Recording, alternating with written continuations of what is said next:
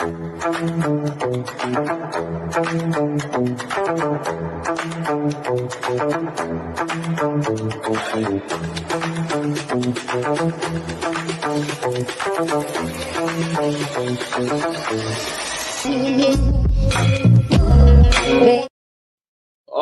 my goodness, we are back. I can't tell you how excited I get every time I hear that song.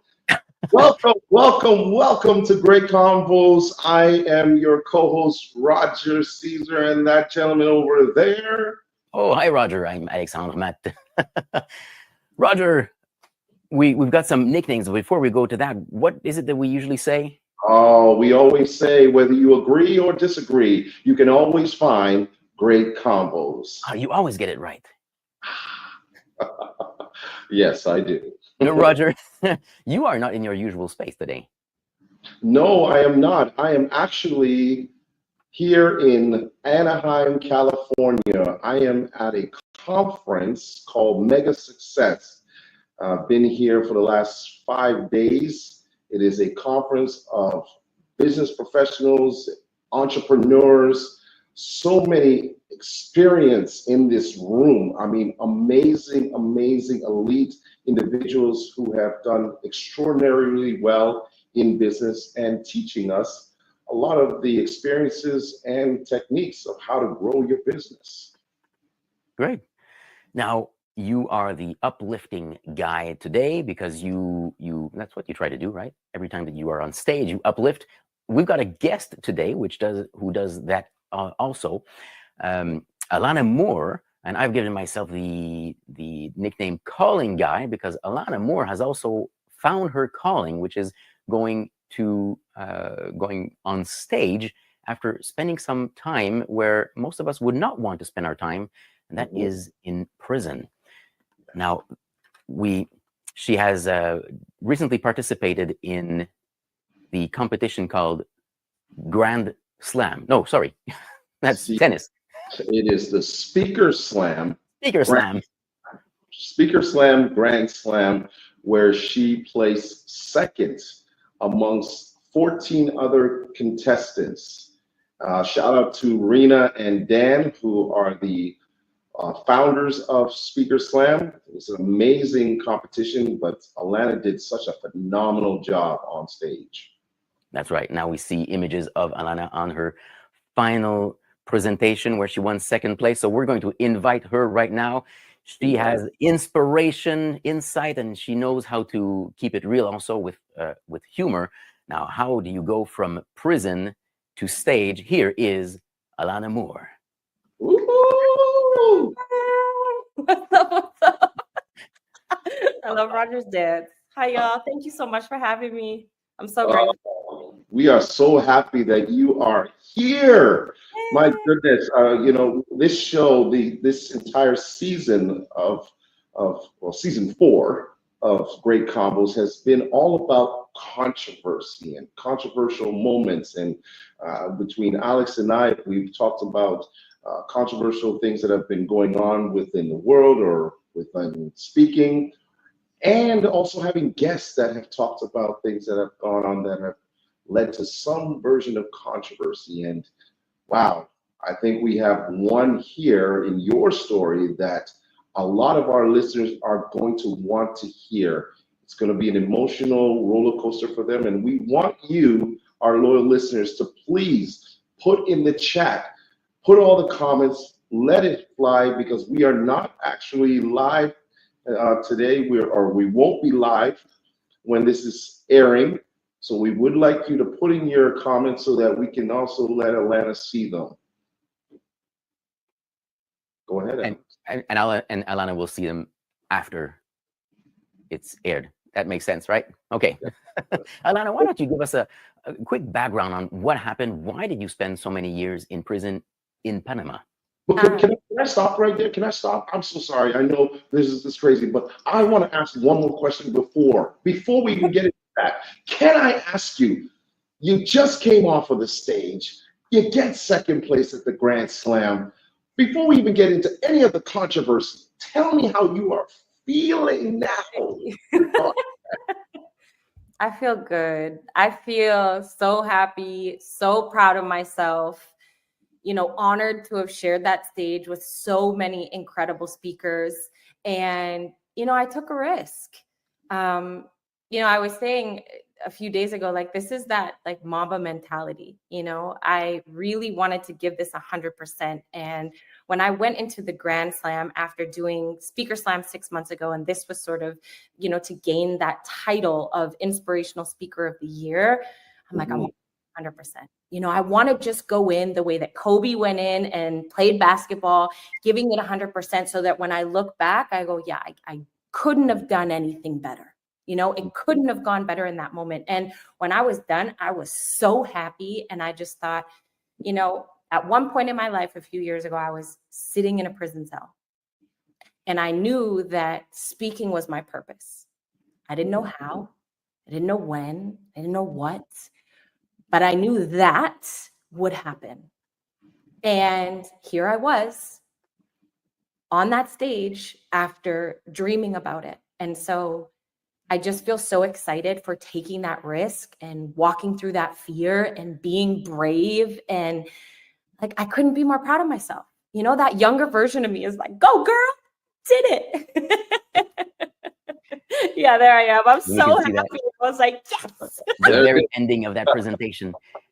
Now, we might have some viewers who are curious to know, why did you deserve to be in jail for over 4 years? Right. So the Coles notes of it, because it is quite a long story, but I decided when I was 25 years old that I wanted to be a famous fashion designer. So I went to school for fashion, and I was living in Toronto at the time, and I had met this girl that was sort of in the music industry, in the industry that could really help me to grow my career. So I wanted to become a stylist first. So I worked for her as her stylist for about 1.5 years and really built up a relationship with her. One day she calls me up and she says, hey, we want to pay you back and we want to thank you for the work that you've done. We want to send you to Panama, but we want you to bring a bag home. And I always say this to people, they're like, well, you must have known, like, da-da-da. And I'm like, yeah, I knew I was doing something, but I didn't care. I felt like I had made it. There was like quite a large celebrity person that was sort of involved in this, their sort of group. And so I felt like I had really made it. Now I was going to style all these, artists, and, I would become a famous fashion designer. And so I went to Panama. I said, yes, I didn't care. I would bring a bag back. I would do what it took, just like everybody else that does what it takes to get to the top. Did you trust them? I trusted her. Of course. Yeah, I trusted her, just like, the person that I went with trusted me.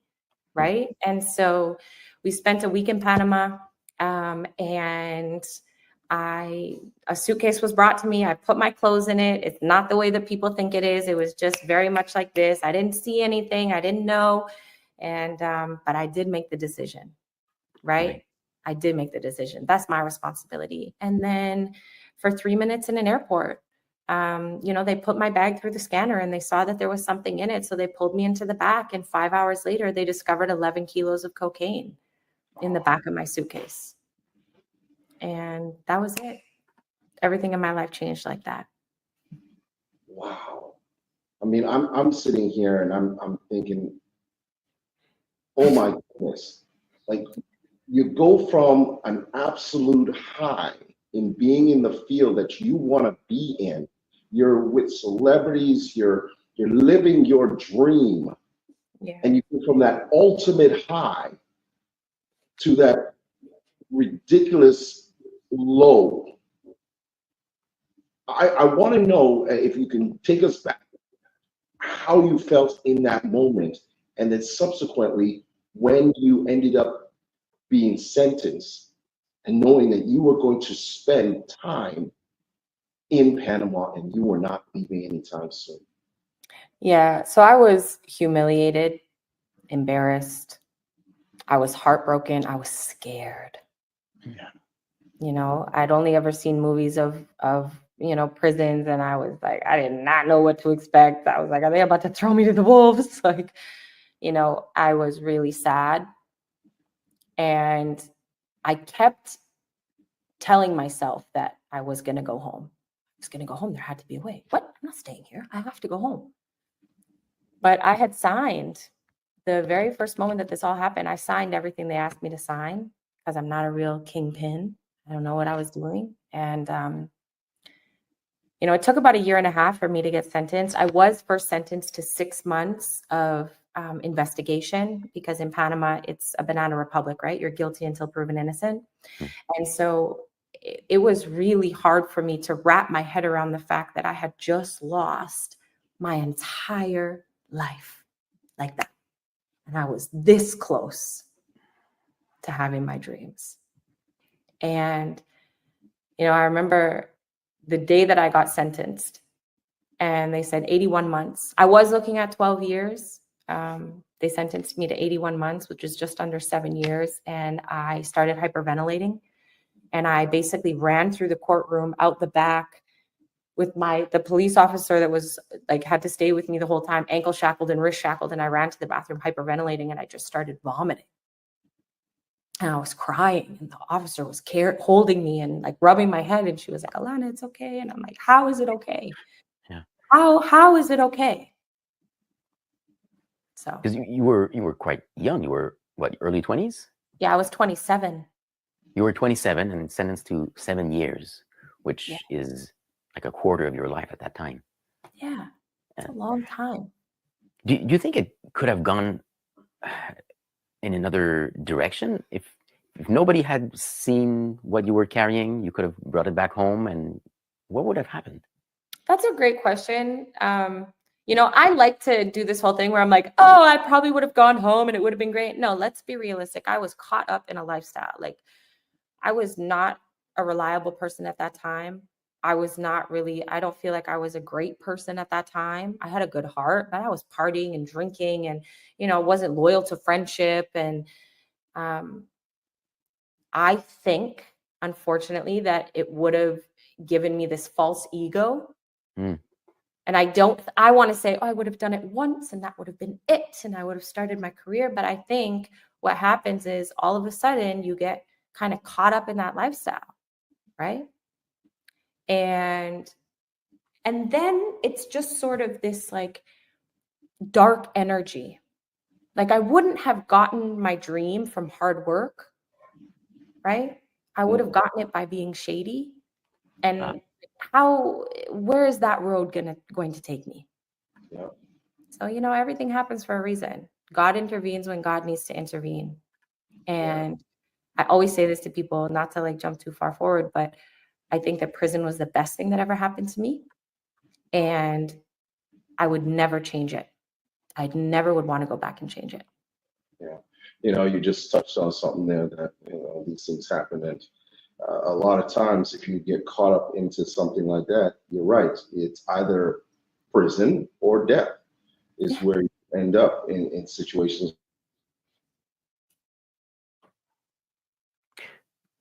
Roger has just frozen, Alana, unless he's pausing for effect. But Alana, we've talked about Roger's title of uplifting guy, my title of calling guy. What you've got under your name is the Hourglass Movement. Can you tell me what that is and what you're looking to do with it? Yeah, that's a great question. So when I was in prison, you are not given anything when you end up in prison in Panama, right? It's not like in the States or in Canada where you get in and you get your suit and, you get shampoo, you get conditioner, you get body soap, you get all the things. You get nothing. So for the first 2 weeks that I was there, I slept on a cement block and I washed my body with laundry soap. And, I was in a cell that was infested with cockroaches and I didn't have my clothes in a bag. So there would be, bugs inside of them. And, and every month a woman has what she has. And, how do you deal with that? Right. So I realized that there was a lack of resources. So my goal was when I got out, I wanted to help the women in prison to keep their dignity. Because, a man will never know what it feels like. Right. To lose their dignity in that sense. And we have needs as women. And so I did this YouTube video when I first got out. Welcome back, Roger. I did this video when I first got out on YouTube, asking for donations, and people started donating. Now, the hourglass movement is because, you know, you have a very small amount of time to affect somebody's life in a positive way. And so my big vision was, you know, I want to create these resources for, you know, people that are women that are getting out of prison. I want to create the resources to have good prison reform when you get out. And so I started by creating these packages where I would go back to the prison that I was at, and I would bring all of the necessities that women needed: pads, shampoo, body soap, toilet paper, toothbrush, toothpaste. And then we would teach English. I wasn't teaching English. I have like a group that has they've taken that on because I'm not there and I've been deported, teaching English. And, you know, while I was in prison, I taught fitness, right? That was what kept me as a leader. And that was also what kept my mental health very strong. Right.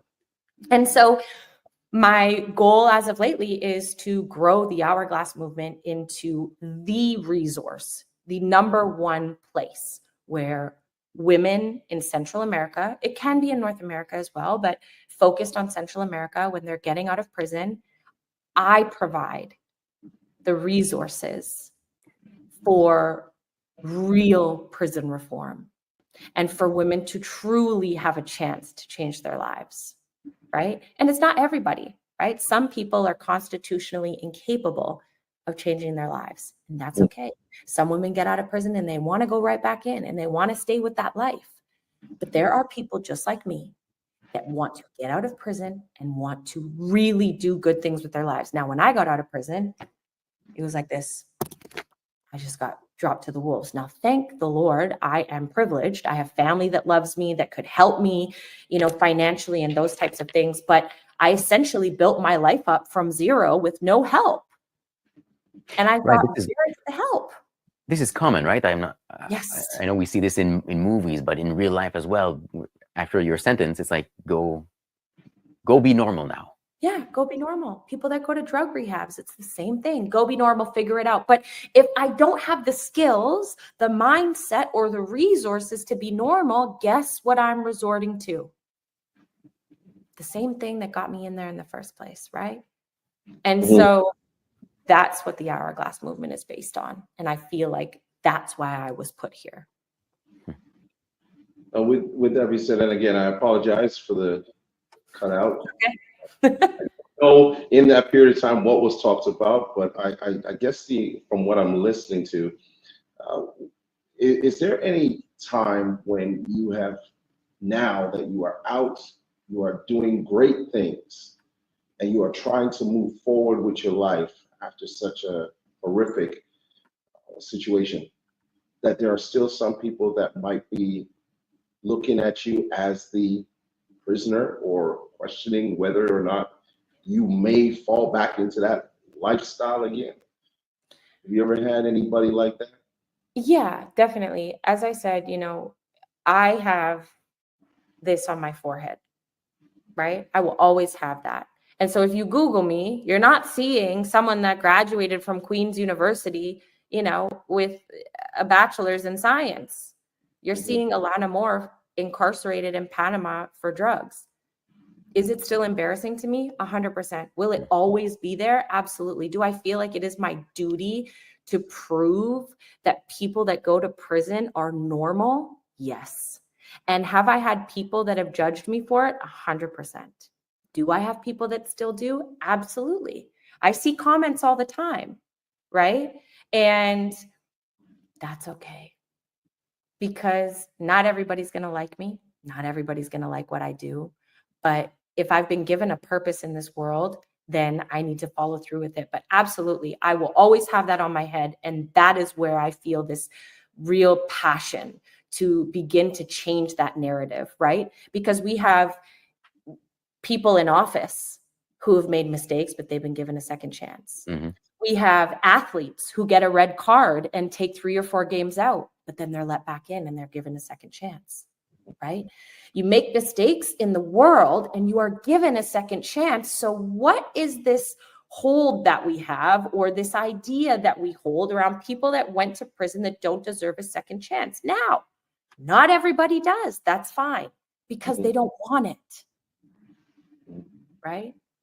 Yeah. But if you want it, you deserve it. Right. You mentioned some people admire what you do, other people hate you or judge you. I think that's a measure of success. Sure. So, it's hard to, it's probably impossible to be very successful without having some judgments or even haters that are always there. Yeah. Alana, I know that we can listen to both of your speeches of Speaker Slam on YouTube. We can just search for your name on YouTube and we'll find those 2 speeches. But what if we want to get in touch with you? People listening want to know more about the movement or about you, about what you can offer also as a speaker. How can we reach you? Absolutely. So I do have my website, www.alanamoor.com. Built myself, so don't judge me.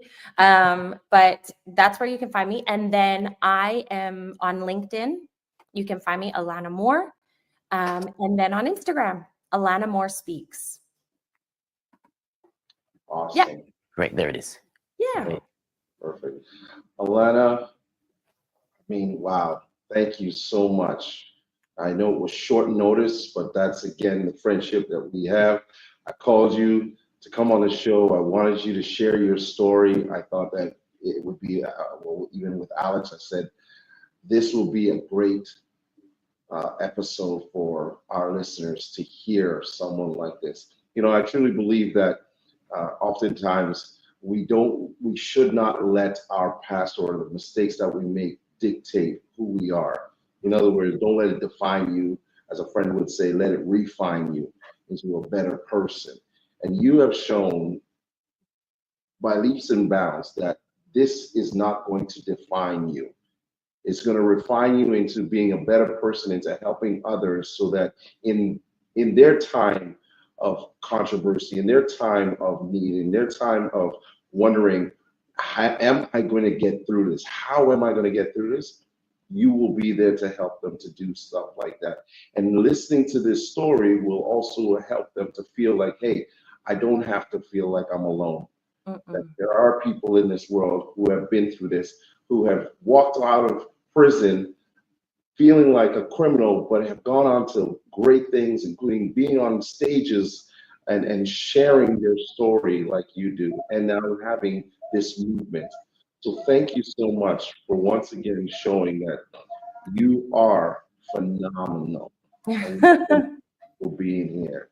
Yeah, thank you so much. And I just want to say this one thing, just to kind of touch on what you said. I know that we're wrapping it up, but there was this quote by Viktor Frankl that changed my life while I was in prison, right?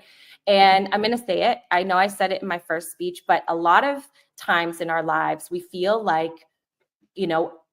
how we feel and how we react is based on the circumstances of other people, right? And Viktor Frankl says, everything can be taken from a man, but one thing, the last of human freedoms, to choose one's attitude in any given set of circumstances, to choose one's own way. Now, that can be really hard for some because it's hard to take responsibility. But when you can take responsibility and understand that in the face of the worst adversity, you are allowed to feel joy. You are allowed to stand up and do the things that make you feel good. And you can take risks even when life is hard. And that it will always feel better when you've taken responsibility for yourself and actually walked through that fear and been brave and taken risks than it will to just sit back and not do anything because it's everybody else's fault. Right. Can I do my... This from Viktor Frankl, a Holocaust survivor. So someone who went through the worst type of prison ever, never even knowing if or when he would. Yeah. Yes. Yes. Wow. Thank you so much, Alana, for speaking with us, for having this great conversation. Now, whether we speak about prison reform or time changes, whatever the subject, whether we agree or disagree, we can always find great convos. Roger, it's been great once again to see you. We'll do it again next week live. Alana, thank you again. Thank you you so for much. joining. Bye. Bye-bye.